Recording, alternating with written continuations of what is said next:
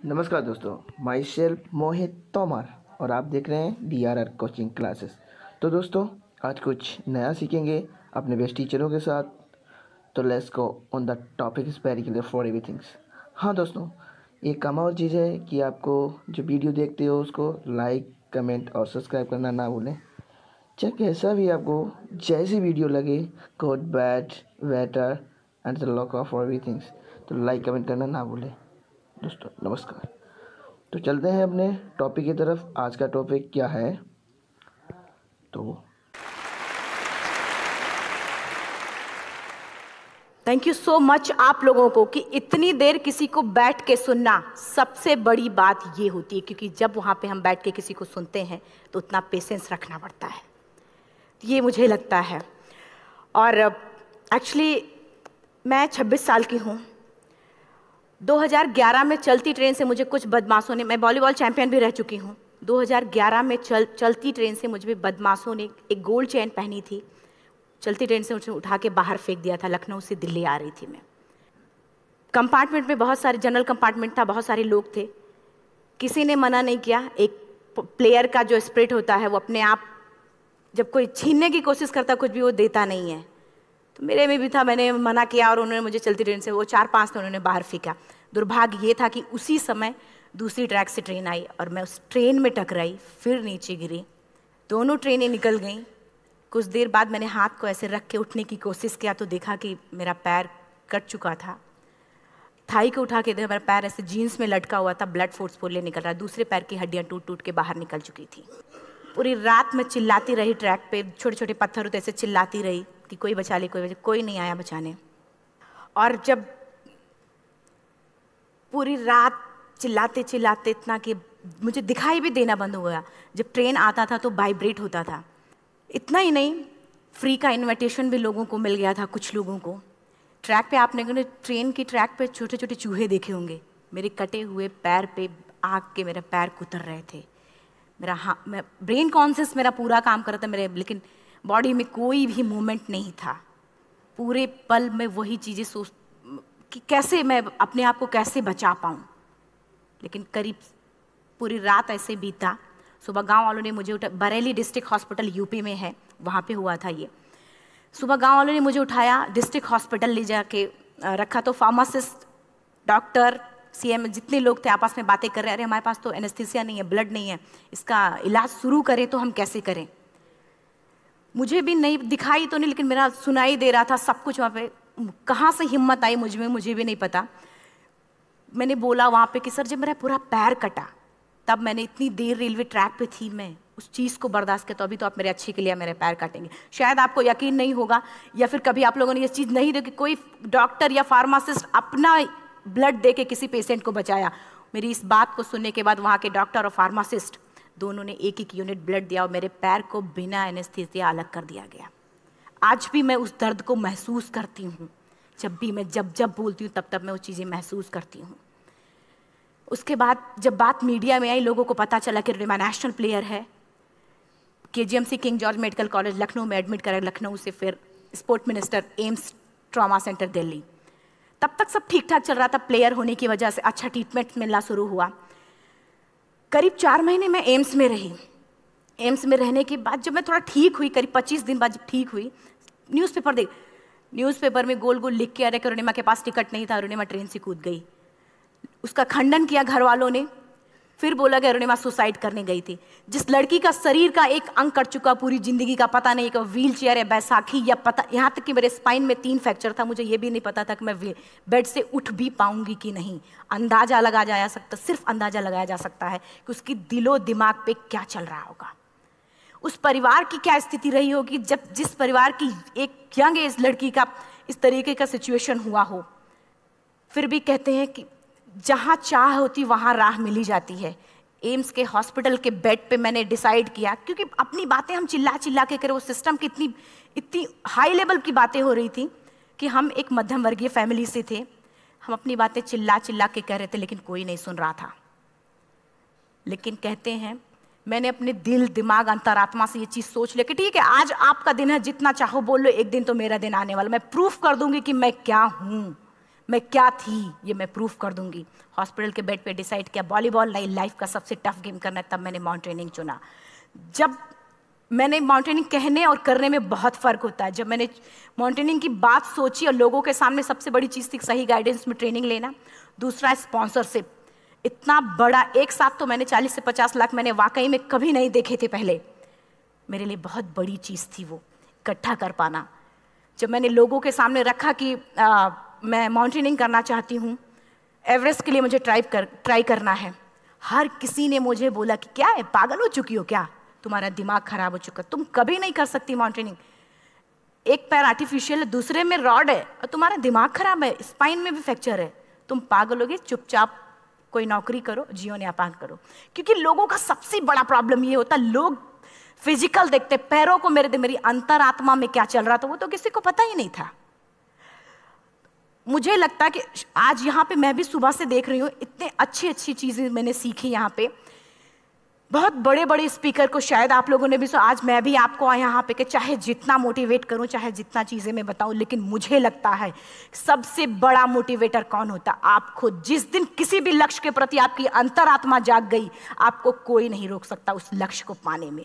ये मैं किताब से बातें नहीं बोल रही हूँ, ये मैं एक एक पल मैंने वो, ये मैं कोई भी किताब की बातें नहीं, एक एक पल आज जो मेरा 26 साल का एक्सपीरियंस है वो मैं बता रही हूँ सिर्फ आपको। उसके बाद किसी तरीके से मैनेज किया मैंने। भाई साहब, मेरा परिवार मेरा बैकबोन था। परिवार ने मुझे, भाई साहब ने मुझे कहा कि मैडम बछेंद्री पाल जिन्होंने 1984 में एवरेस्ट समिट किया, उनसे मिलते हैं, वो जरूर कुछ ना कुछ करेंगे। हॉस्पिटल से निकलने के बाद मेरे राइट लेग में स्टिचेस लगी थी। मैंने डायरेक्टली घर जाने की बजाय, जब लोग ये सोचते हैं कि मुझे अपना जीवन यापन कैसे करना है, जब लोग ये सोचते हैं कि मुझे अपनी ज़िंदगी के, मेरे दिमाग में सिर्फ 2 चीज़ें चल रही थी, मुझे इनका जवाब कैसे देना है और एवरेस्ट समिट कैसे करना है।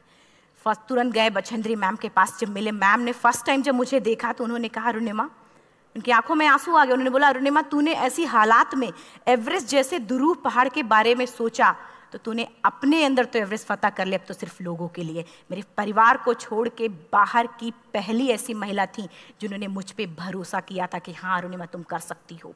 मेरे लिए वही बहुत बड़ी चीज़ थी।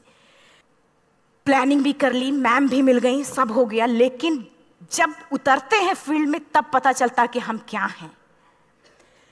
रोड हेड से मैं पहुंच गई। मैडम ने कहा कि ठीक है, तुम्हारे कहने, तुम्हारे सोचने से कुछ नहीं होगा अरुणिमा, प्रूफ करो कि कर सकती हो। मैंने कहा बस एक मौका चाहिए मुझे। वाकई में जब मैं माउंटेन में पहुंची, रोड हेड से बेस कैंप लोगों को 2 मिनट लगता था, मुझे 3-3 घंटे लगते थे, क्योंकि मेरे राइट लेग की हड्डियां भी नहीं जुड़ी थी। लेफ्ट मेरा आर्टिफिशियल लग चुका था, लेकिन स्टंप एकदम रेड, उसका मतलब घाव एकदम नए थे। मैं अगर पैर रखती थी तो मेरे पैर से जोर से अगर दबा देती थी तो पैर से मेरे ब्लड आने लगता था। सारे लोग नॉर्मल थे वहाँ पे। हर कोई ये बोलता कि एक पीक के लिए जाते थे तो हर कोई मुझे ये बोलता कि अरुणिमा, तुम धीरे धीरे आओ। मेरे दिमाग में हर बार यही बात चलती थी कि क्या है, मैंने एवरेस्ट का प्लान किया, मैं इनके बराबर भी नहीं चल पा रही हूँ। खुद से संकल्प लिया कि कोई बात नहीं, एक दिन ऐसा आएगा कि मैं इनसे पहले जाऊंगी। और आपको शायद यकीन ना हो, आने वाले 8 महीने बाद पूरा का पूरा वेट उठा के बेस कैंप से साथ निकलते और टॉप पे पहले पहुंचते। ऐसे करके देखते थे कि अरे ये लोग तो पीछे। खुशी होती थी। उससे भी ज़्यादा मुझे खुशी तब होना शुरू हुआ जब वो सारे लोग आके मुझसे ये पूछते, मैडम खाते क्या हो, बता दो, पैर नहीं है फिर भी कैसे चलते हो। उसके बाद पूरा मुझे स्पॉन्सरशिप मिला। मैं जब एवरेस्ट के लिए गई, मेरे लिए सबसे बड़ा, एवरेस्ट की जर्नी में मेरे सबसे बड़ा चैलेंज यही था कि दूसरे को समझा पाना। मैं नहीं समझा पाती कि भाई मैं कर सकती हूँ। जब मैं एवरेस्ट के लिए, शेरपा होता, शेरपा को जब ये बात पता चला कि मेरा प्रोस्थेटिक लेग है, आर्टिफिशियल लेग है, दूसरे में रॉड, बोला नहीं ले जा सकता, इसकी वजह से तो मेरी भी जान जाएगी। मैडम ने, हमने सबने कन्विंस किया किसी तरीके से। मन वाकई में जो टीवी में हम और उसमें फोटोज़ में देखते हैं, ब्लू और ग्रीन आइस, हिला देने वाला होता, जितना सुंदर दिखता उतना ही हिला देने वाला होता। जब मैं, हमारे ग्रुप में 6 लोग थे, रॉकी एरिया तक मैं सबसे पहले थी, लेकिन जैसे ही मैं ग्रीन और ब्लू आइस में गई, मेरा आर्टिफिशियल लेग स्लिप कर जाता था।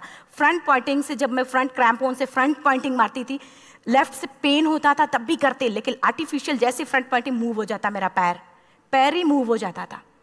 शेरपा मुझे बोला नहीं हो सकता अरुणिमा, जबरदस्ती मत करो। मैंने कहा कुछ नहीं, ये मेरा पैर है, मैं जानती हूँ कैसे चलेगा। फाइनली 1 2 बार 3 बार करने, 4 बार 5 बार होल हो जाता था, आइस थोड़ा टूट टूट के निकलता था, तो मैं वहाँ पैर रख रख के जाती थी।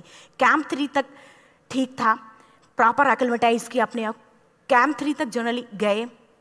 बात जब कैंप 3 के ऊपर की होती है, साउथ कोल समिट, अच्छे अच्छे माउंटेनियर, अच्छे अच्छे दिलेर के हौसले धरे के धरे तब रह जाते हैं जब अपनी आंखों के सामने किसी को मरता देखता है, और दिमाग में बात, जब जिसको डिसीजन मेकिंग, और जब दिमाग में बातें जब ये आने लगती हैं कि अरे जिस चीज़ के लिए हम जा रहे हैं उसी चीज़ के लिए आदमी मर रहा है, इसी चीज़ के लोग लिए मर चुके हैं।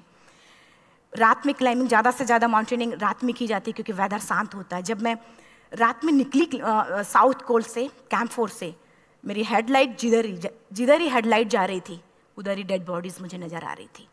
मेरे रोंगटे खड़े हो रहे थे, मुझे समझ में नहीं आ रहा था कि मैं करूं तो क्या करूं। इतना ही नहीं, मैं जिस रोप में थी उसी रोप में जब मैं आगे जा रही हूं और एक बांग्लादेशी, उनका हाथ हल्का हल्का ऐसे हिल रहा, मुंह से आवाज आ रही थी। मैं एक्सप्लेन नहीं कर सकती मुझे कितना डर लग रहा था। बार बार ये बार बार मन में आती, इसका ऑक्सीजन खत्म हुआ है, ये मर चुका है लास्ट सिचुएशन में, और हम कुछ नहीं कर पा रहे हैं, क्या करें। उसके बाद मैंने 10 से 15 मिनट सिर्फ मैं वहाँ खड़ी रही। मैंने सिर्फ इतना बोला कि अगर आप सभी में से सभी ने एवरेस्ट सबमिट कर लिया तब तो ठीक है, अगर नहीं सबमिट किया है मैं सबके लिए एवरेस्ट सबमिट करूँगी और जिंदा वापस जाऊँगी। क्योंकि जैसा हम सोचते हैं हमारी बॉडी उसी तरीके से जनरेट करना शुरू करती है। मैंने डेड बॉडी, क्योंकि जा ही नहीं सकते थे किनारे से, उसी रोप में वो एंकर है, डेड बॉडी को लांगी और लांग के जाना शुरू किया। हिलेरी स्टेप साउथ समिट के करीब जब मैं खुद पहुंची, मेरे शेरपा ने एक जोर से झटका मुझे दिया कि अरुणिमा वापस चलो, तुम्हारा ऑक्सीजन खत्म हो रहा है। हिलेरी स्टेप के बाद एवरेस्ट समिट है, थोड़ा चलने के बाद एवरेस्ट समिट है। अगर कोई आपसे ये बोले, आप अपने टारगेट के इतने करीब हो, अगर कोई आपसे ये बोले कि अरुणिमा वापस चलो, कैसा लगता है? मैंने भी यही बोला, सर क्या बोल रहे हो आप, मैं नहीं जाऊंगी वापस। बोला अरुणिमा जिंदगी रही, दोबारा ट्राई करना और एवरेस्ट समिट हो जाएगा दोबारा तुम्हारा। मैंने कहा नहीं, ये आप जिंदगी में गोल्ड चांस बार बार नहीं आते, लाइफ में कभी कभी आता है, ये आपके ऊपर आता, आप उसको पकड़ के रखते हो या फिर छोड़ देते हो। मैं अपना गोल्ड चांस कभी नहीं, क्योंकि मैं जानती थी मुझे स्पॉन्सरशिप बहुत मुश्किल से मिला, एक बार अगर मैं छोड़ देती दोबारा मुझे कभी नहीं मिलता।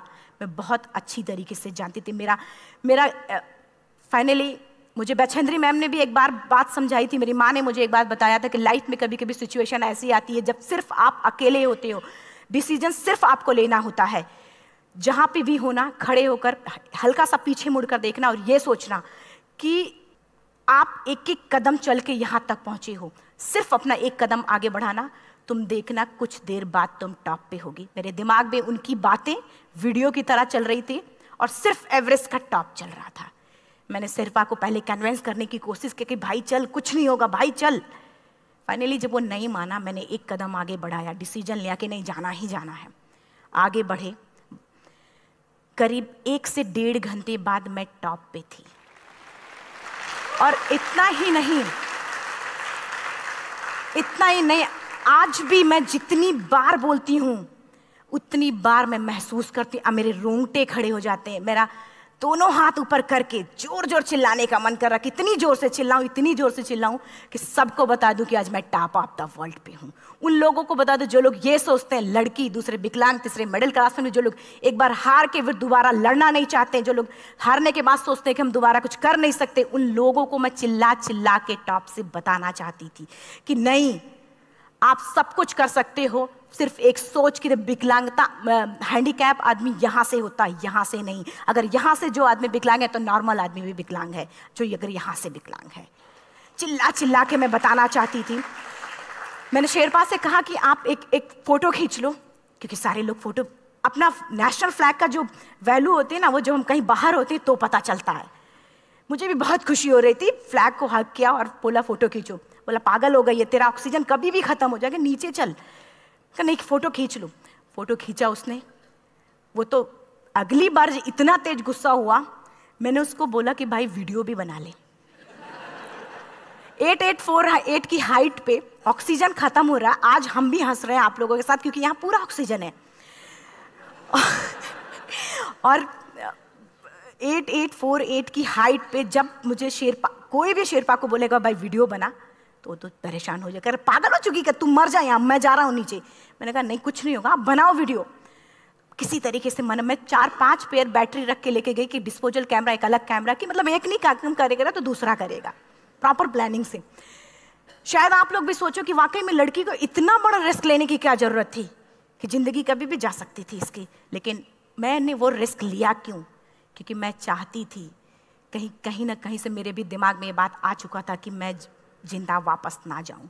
मैं चाहती थी कि अगर मैं जिंदा ना जाऊं तो ये वीडियो मेरे इंडिया, शेरपा से मैंने यही बात बोली, ये वीडियो अगर मैं जिंदा नहीं जाती, ये वीडियो मेरे इंडिया पहुंचा देना, मेरे यूथ तक चला जाएगा। क्योंकि मैं चाहती थी कि 11 अप्रैल 2011 को मेरा एक्सीडेंट हुआ, 21 मई 2013 10:55 पे मैं टॉप ऑफ द वर्ल्ड पे थी। ऑलमोस्ट 1 से 2 साल के अंदर कैसे यहां से मैंने ये चीज, मैंने कभी भी कामयाब होने के, मेरी वो जिंदगी बन चुकी थी, मेरा जुनून बन चुका था, मेरा पैशन मेरा जिद बन चुका था। वो मेरा सोते उठते बैठते सिर्फ मुझे एवरेस्ट दिखाई जाए। और मुझे लगता है किसी को भी अगर अपना लक्ष्य पाना है, यहां से अगर वो पागलपन जब तक नहीं आएगा तब तक नहीं होगा। वो फाइनली उसने वीडियो भी बनाया। आप बोल रहे फटाफट रोनिमा नीचे भागो। जब मैं टॉप पे थी तो कुछ लोग और भी थे, लेकिन 10:55 पे मैंने एवरेस्ट समिट, 11 बजे के बाद अगर कोई अटैम्प्ट करने की कोशिश करता है उसको सुसाइड अटैम्प्ट बोलते हैं। जैसे ही मैं नीचे चलना शुरू की, मैंने कहा भाई हाँ चल नीचे चलते हैं। ज़्यादा से ज़्यादा मौतें नीचे आते वक्त होती हैं एवरेस्ट पे। जब मैं नीचे आ रही हूँ, थोड़ा दूर ही मैं नीचे चली थी, मेरा ऑक्सीजन पूरी तरीके से ख़त्म। सिर्फ अंदाज़ा लगा सकता कि जब ऑक्सीजन ख़त्म हुआ क्या परिस्थिति रही होगी। मैं ऐसे नीचे गिर गई और शेरपा मुझे बोला कि रोनिमा मुझे यकीन नहीं था कि तू एवरेस्ट सबमिट कर पाएगी, लेकिन फिर भी तूने किया। मैं चाहता हूँ कि रोनिमा जिंदा चल, तू वापस उठ, खड़ी हो। मुझे खड़ा करने की वो कोशिश कर रहा था बार बार, मैं खड़ी नहीं हो पा रही थी, वाकई में दम ही नहीं था। लेकिन फिर भी कहते हैं कि जैसे हमारे नियम होते हैं वैसे ऊपर वाले के भी नियम हैं। उसकी लिस्ट में जब मेरा नाम नहीं है तो वो मुझे नहीं ले जा सकता। अगर दूसरी चीज़, मेरा कॉन्सेप्ट एकदम क्लियर हो चुका था। जब रेलवे ट्रैक पे मैं थी, रेलवे ट्रैक पे 7 घंटे में पड़ी थी, 49 ट्रेन अप डाउन हुई थी, तो मेरा कॉन्सेप्ट एकदम क्लियर हो चुका था। इसका मतलब है कि ऊपर वाले ने अगर मुझे कुछ बचाया है तो कुछ ना कुछ इतिहास रचने के लिए बचाया है। मैंने पॉजिटिव तरीके से सोचा। और उसी समय एक ब्रिटिश क्लाइंबर नीचे से ऊपर आ रहा था और उसके पास 2 ऑक्सीजन, तो उसने एक को वहीं फेंका और दूसरे को लेके नीचे जाना शुरू किया क्योंकि वेदर खराब था। मेरा शेरपा मुझे एंकर किया और जाने लगा नीचे, और वो फटाफट उसको लेके आए, मुझे लगाया। उसने बोला रोनिमा तू बहुत लकी है कि तुझे यहाँ पे ऑक्सीजन मिला है। वाकई में ऊपर वाला भी चाहता है कि तू जिंदा रहे। वो मुझे बार बार लकी लकी बोल रहा था। शायद आप लोग में से भी कोई होगा कि जो लक और भाग्य जैसी चीज़ों पे यकीन करता हो, या पता नहीं भी।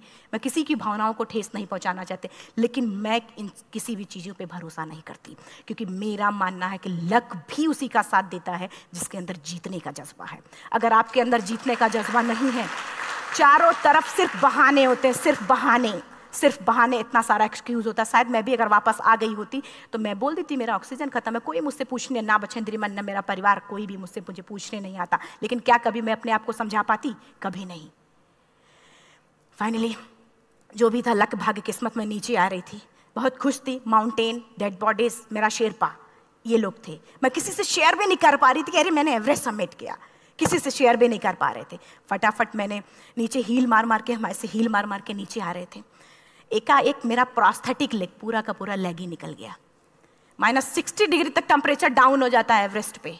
मेरा हाथ वगैरह ये सब ऐसे मूवमेंट, ऐसे मुड़ नहीं रहा था, ब्लड निकलने लगा था, ये सब यहाँ था। मुझे शेरपा से मैं बोल रही हूँ कि ऑलरेडी मेरा पैर कटा हुआ है, अगर दिमाग में ये बात है कि मेरा हाथ भी काटना पड़ेगा, कैसा लगेगा मेरे दिमाग? क्योंकि ये ऐसा मूवमेंट, रेड 3 स्टेज होती हैं। रेड मेरा हो चुका था, रेड, ब्लैक, ब्लू, ब्लैक हो तो काटना पड़ेगा। तो बार बार मैं बोल रही हूँ शेरपा से कि भाई हाथ मेरा कुछ हो रहा है, इसमें मूवमेंट नहीं हो रहा है, यहाँ सबसे ब्लड हो रहा है। बोला रोनिमा कुछ नहीं, जितना नीचे जाएंगे उतना अच्छा होगा। प्रोस्थेटिक लेग मेरा निकल चुका है, मैं रुकी हूँ, मेरा ऑक्सीजन चल रहा, बड़े मुश्किल से लक भाग्य किस्मत जो भी था मुझे मिला था। शेरपा मेरे आगे है, लास्ट मोमेंट तक वो मुझे बोलेगा, अगर वो मैं नहीं चलती वो मुझे छोड़ के चला जाए। गलती उसकी भी नहीं होती, क्योंकि वो क्या करे, क्लाइंबर की वजह से, या तो अपनी जान वो भी दी, गलती उसकी भी नहीं है। लास्ट में मेरी आंखों से आंसू निकलने लगा। मैंने सोचा क्या करूं अब? रोने अपने आप आंसू ने कहीं ना कहीं से आ ही जाता है। दूसरे पल मुझे समझ में आ गया कि रोने धोने से कुछ नहीं होगा। मैंने आंसू को पोंछा और रोप, जो मेरी रोप थी, रोप को पकड़ा, दूसरे हाथ से आर्टिफिशियल लेग को, पैर को घसीट घसीट के चलना शुरू हो गया, क्योंकि मेरे पास यही था।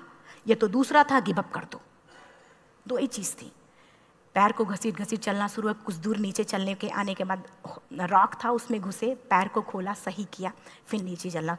Camp 4 to summit to camp 4 3500 feet है, और इसमें टोटल जनरली लोग 16 से 17 घंटे में समिट कर लेते हैं।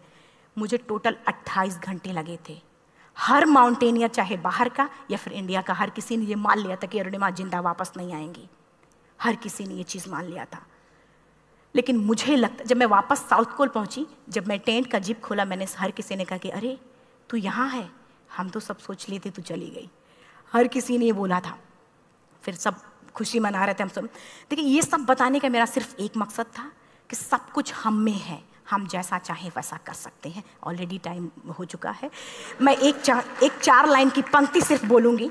मैं एक्चुअली, मेरा एम है कि मैं वर्ल्ड के जो कॉन्टिनेंट हैं, कॉन्टिनेंट के हाईएस्ट पीक समिट करूं। एशिया का एवरेस्ट हो चुका है, अफ्रीका किलिमंजारो हो चुका है, यूरोप का एल्ब्रुस हो चुका है। 23 नवंबर को मैं जा रही हूँ ऑस्ट्रेलिया हाईएस्ट पीक के लिए। बस आप लोगों की गुड विशेस चाहिए। और 4 लाइन, अभी तो इस बाज की असली उड़ान बाकी है, अभी तो इस बाज की असली उड़ान बाकी है, अभी तो इस परिंदे का इम्तहान बाकी है, अभी अभी मैंने लांघा है समुद्रों को, अभी तो पूरा आसमान बाकी है। Thank you so much, thank you.